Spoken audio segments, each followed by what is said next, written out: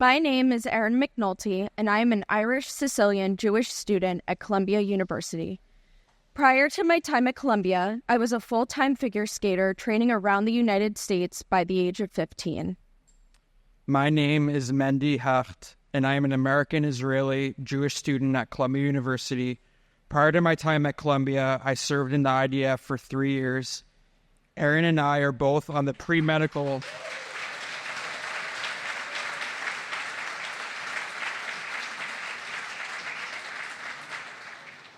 Erin and I are both on the pre-medical track as aspiring future healers of the world. My only experiences with anti-Semitism exist as a result of the festering hatred and biases at Columbia. My first time experiencing anti-Semitism was in October 2022 at Columbia, when I heartbreakingly witnessed students passing around an image posted by Kanye West. Depicted was the Star of David with a swastika through it. They continued to laugh as though it was a joke and we as Jews were the punchline. I believed it was just a few bigoted students. I dismissed the experience and naively believed that they were just a few bad eggs. My second time within a few days was again at Columbia when I heard students joking around using the phrase, "Jew someone down." Again, laughing. I again dismissed the experience once more, believing it was just another group of prejudiced students. Upon learning of the horrific attacks of October 7th, we were in a state of shock and horror. It was immediately after that, Erin and I quickly noticed a shift in the world around us. Though it was not surprising given the institutional anti-Semitism that was already so apparent. When walking on campus the next day, we were handed a flyer by a group of individuals that said, "The revolution is coming."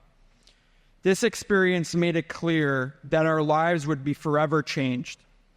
In a book written by Erin's grandfather, Sid Winter, he tells the story of the last letter he received from his family in Warsaw.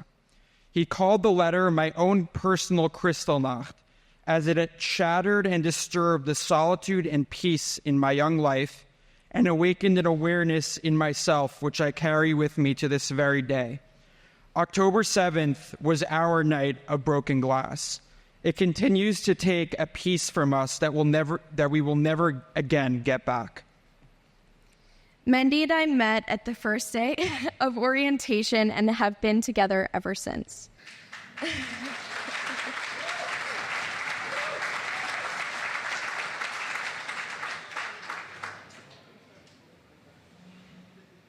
But within a few weeks of October 7th, it was evident that Hashem had a very different plan for each of us. Mendy withdrew from classes and returned to Israel to serve.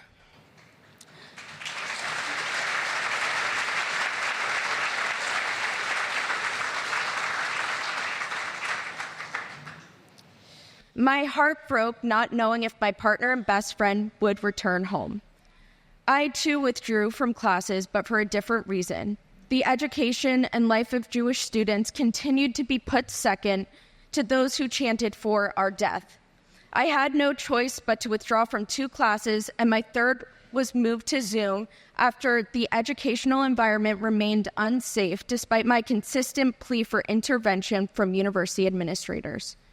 I witnessed classmates, faculty, and friends outwardly support the rape, murder, and abduction of not just my people, but non-Jews who sought a home in Israel.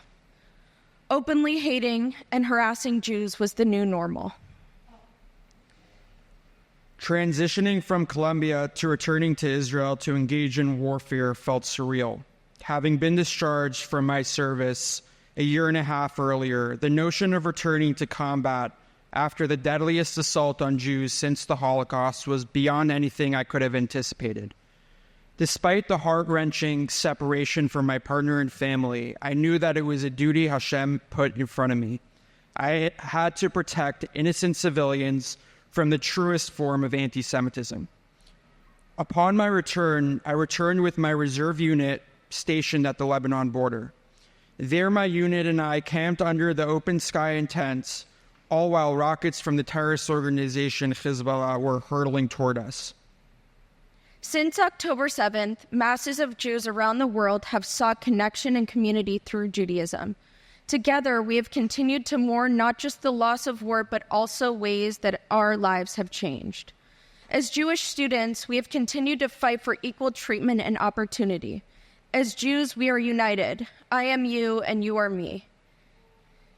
It's who we are as Jewish people that has tied us together. Many, whether for the first time or most recent time, have turned to God. While Mendy was in Israel, Hashem clarified my purpose through many signs to fight against anti-Semitism in academia.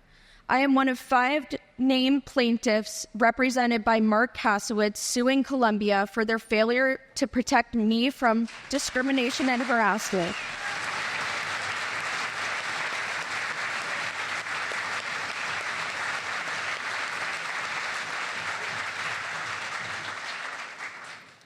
The first speech Mendy and I heard at Columbia emphasized that we were accepted as future change makers of the world. We refused to wait until graduation to take on that role.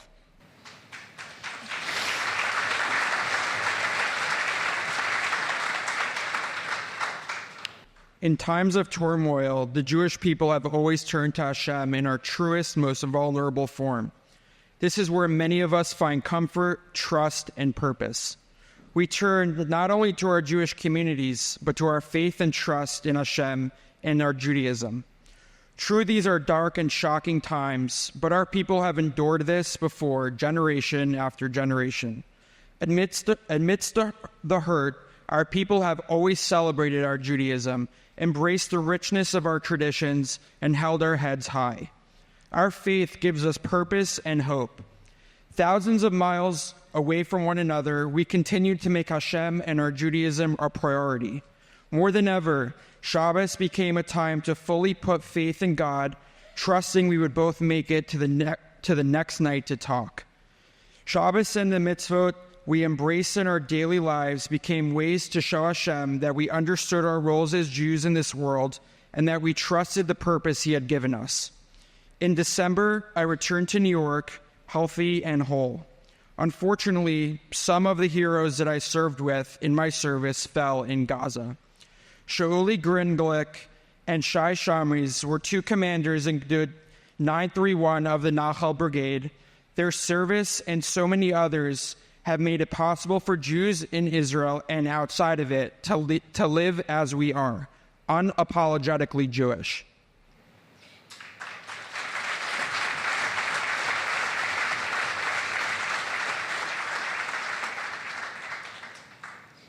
In the words of Elie Wiesel, there may be times when we are powerless to prevent injustice, but there must never be a time when we fail to protest.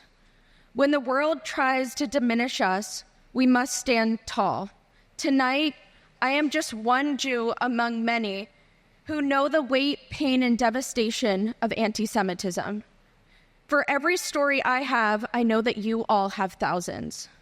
Yet you are here tonight, boldly declaring that you are unafraid and will not hide your Judaism away. Over the past few months, I have had the honor to meet many politicians and leaders to tell them that we refuse to allow our Judaism to be conditional on how others believe we should live our lives. I encourage each and every one of you to stay true to your Judaism, no matter the conditions you face, because that is who you are.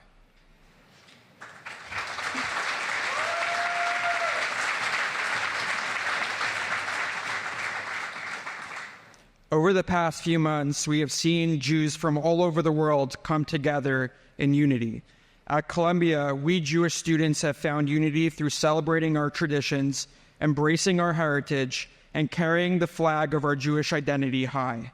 We are grateful to Chabad of Columbia, run by Rabbi Yehuda and Naomi Drizin,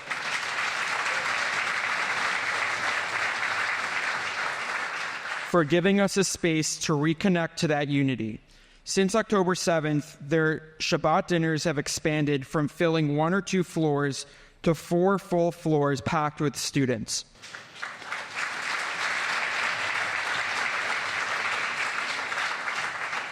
With their encouragement, students have wrapped a fill-in in the center of campus surrounded by anti-Semitic protesters in a defiant act of Jewish pride and faith. Their leadership has shown us that we do not need to carry the biggest signs or chant the loudest slogans. Our commitment to our purpose and heritage will carry us through to better times. Whether on the front lines in Israel or on college campuses in America, our togetherness has flourished in the face of terror.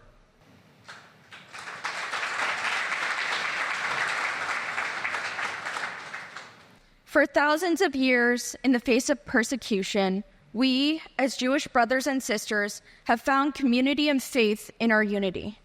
Here tonight, we salute each and every one of you, 500 Jewish individuals from across the United States and England.